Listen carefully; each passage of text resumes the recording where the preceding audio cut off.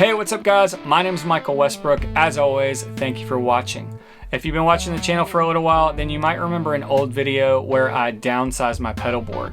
It was a smaller setup than what I typically use, but as you can see, it didn't stick. I'm back to a larger board. So today we're gonna go through the setup. I wanna kind of talk about how everything is set up, and I also wanna talk about probably the biggest change for me, and that's a MIDI controller. I'm using the Mastermind PBC6X.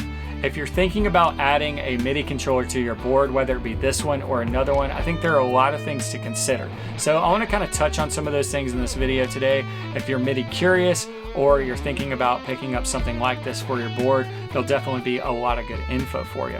All right, let's get into it.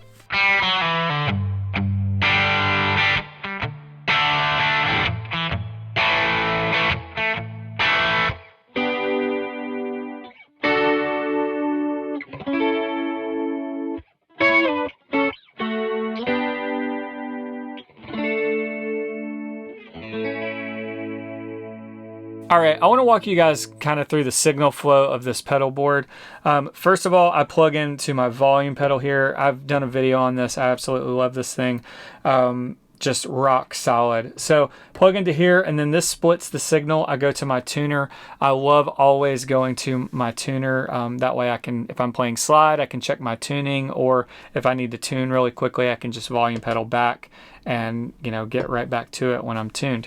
From the tuner, we go to the RJM, and then the first loop goes to the Cali 76.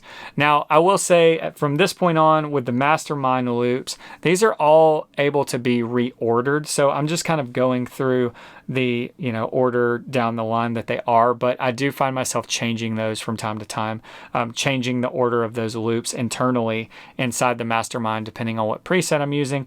That's one super cool thing about it, is it just gives you the flexibility to kind of move things around and change that order. From the Cali 76, loop 2 is currently this back here, which is a Red Witch pedal, the Famulous. It's kind of a Tube Screamer and Rat combo pedal that have a blend knob that goes between the two.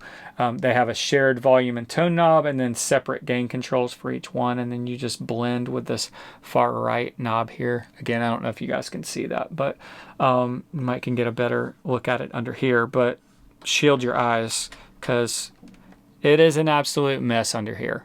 I think this brings up one important thing to think about if you're considering adding a switcher like this to your setup, and that's if you're not experienced with soldering cables, with setting a pedal board up like this, it can really be a mess and provide a huge hurdle to having a good, reliable pedal board. Because of the loops and certain specialized cables that you need that are just a little different than a standard guitar cable, you really need to be able to solder certain cables to figure it out for your exact setup, and it might be worth considering sending it off to someone to have them do all that work for you. Now, that's definitely a bit more of an expense and can add significantly to the cost of your pedal board, but it might be worth it for you.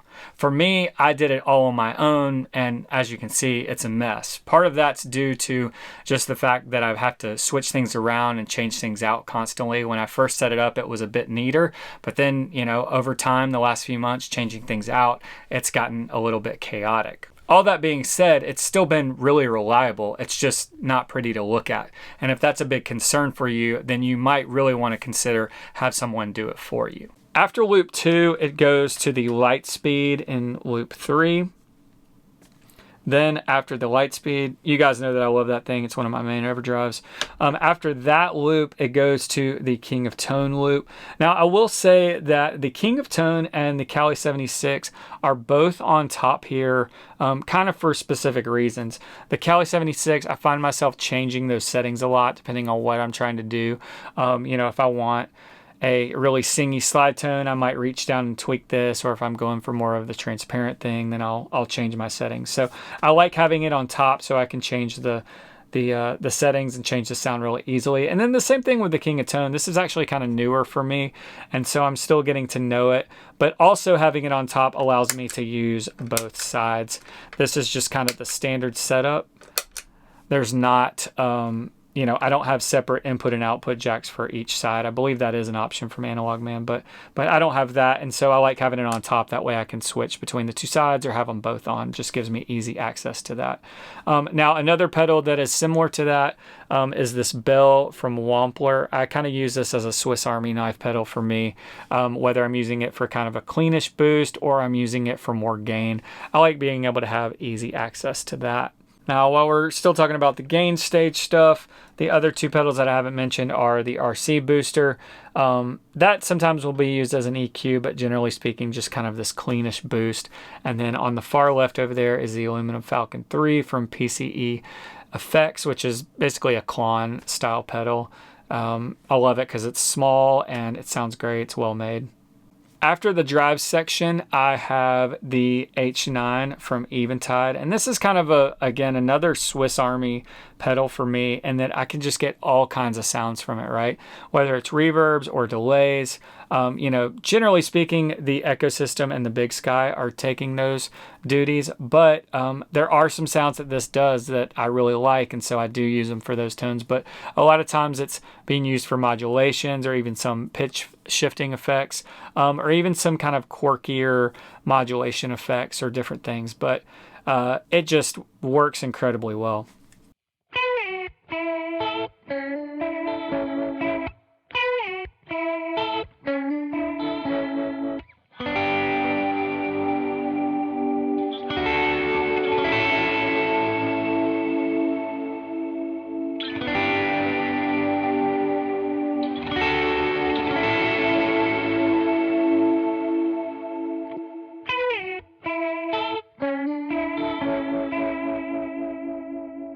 The last couple of things about the Mastermind is I have this right here. This basically banks up and down. I don't have multiple songs in there right now, but this just allows me to get to different songs in a set list as I program them. And then I'll have my different presets here for you know, for a specific song. Typically how I am structuring this is that this first page is all presets for a song. And then if I want to go to the next song, I hit up and then I have my presets for that song. And then also to get between the different pages, this is kind of a way for me to do things on the fly. Say I have this preset. Actually, we'll pick this one. This is like a Leslie sound, right? So say that it seems a little quiet, or maybe I want to take a solo with that sound and I'm on that sound or something. Then I can go to page 2 and I can turn on these different, you know, that would turn on the King of Tone right there, or this would turn on the Red Witch back here, or say I just wanted a clean boost and I've got this right here for the RC booster. That is something that's super cool about this MIDI switcher. There are others that do it as well, but you have this way to almost use it as a looper rather than, you know, just something that's recalling presets. For me, that's been huge, especially since I'm jumping between all kinds of different gigs. I don't necessarily always have the time to program it, but this gives me the flexibility to be able to kind of create sounds or get to certain sounds on the fly. The great thing about the RJM is that it's incredibly powerful and it can do so much, especially when you connect it via USB to your computer. You can program all kinds of things, presets and a list of presets within songs, and make set list, and just endless really possibilities with what it can do. But the downside to that is that you do have to spend a little time programming, and really to get the most out of it, you have to connect it to your computer via USB. For some people, this is definitely going to be a downside, and I have found at times for me, it's not ideal. If I don't have time to kind of get stuff together or think through things beforehand and program some different things, I can feel a bit lost, or it can be difficult to kind of get around and do what I need to do in certain situations. At this point in time, I have a few saved files on my computer that I will upload that, you know, give me different options or different list of presets and all of that stuff. So ultimately it's working out great for me. I just do have to kind of think through things a little bit beforehand and make sure things are loaded or, you know, are there as I need them for certain things. Obviously, what I mentioned before with the ability to kind of turn it into a looper, that gives me a lot of flexibility in situations where it's kind of unknown or I don't know what sounds I want to use, but it doesn't necessarily help me get around to all of the sounds that I'm using that are switching via MIDI. Out of the Mastermind, I go to the ecosystem. Now I'm coming out of the Mastermind stereo to the ecosystem. I will say also that the H9 is stereo in and out of the Mastermind. That's the point at which things kind of generally become stereo. The nice thing about the RJM though is even if this is running stereo and I put it earlier in the line, it still sounds great. I don't really ever have any weird phasing issues or anything. If I, have this as an octave and I want to put it first before my overdrives or anything like that, it just kind of integrates super well. Back to the ecosystem. This is kind of a new addition for me. I just recently added it on the board. They sent it to me a little while back and it sounds really, really good. I think when I initially got it, I didn't, read anything in the manual and I had to do that to kind of figure my way around it. But once I did, it was super quick and easy to learn and it just sounds really great. All the different models and the whole dual engine thing. I've been really happy with it and it's been a great addition. From the ecosystem, I go to the Big Sky for delays and then out of that to whatever model or amps I'm playing. One thing I didn't mention earlier when I was talking about the H9 and the ecosystem and the Big Sky is that these are all connected to the Mastermind via MIDI, which means that as I program presets, I can have these jump between all different sounds with a push of a single button. This is probably one of the biggest reasons that I went to a MIDI switcher like this, is just to get more out of the gear that I already have. I found myself with really powerful units like the H9 or the Big Sky, the ecosystem, but only using a handful of presets. For instance, on the H9, say I had made a really cool sound and it was preset 45. Well, then maybe I wanted to use preset 7. Rather than click, how many ever times that is through to get to that other sound, I just wouldn't do it because it was too hard to do in the moment. In a live situation, it was really hard to juggle all of these different sounds and get from one sound to another on multiple units. Granted that you put in the time and program and make these sounds, the RJM makes that a one-button thing. You just press a single button and it can change multiple units at once. And for me, that's been a huge win and just really a fun process. Just kind of fun creating sounds, figuring out how to combine different things, and knowing that I can use those in a live situation really easily. Now, another solution for this exact same thing would just be a standalone MIDI switcher without the loops that the RJM provides.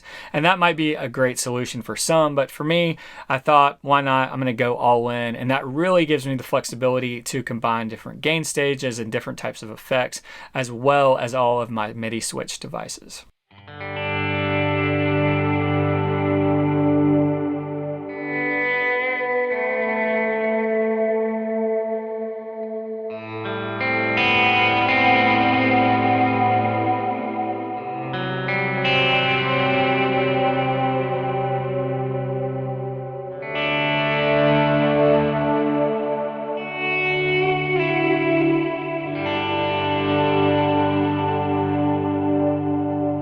If you have any questions about the board, definitely leave me a comment below. I try to respond to as many of those as I can, especially right when the video releases.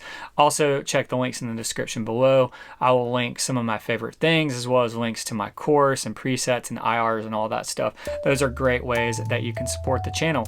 Also, if you haven't done so already, hit that subscribe button and ring the bell for notifications. That way you don't miss any future content. That's going to do it for this one. And until next time, I'll see you out there.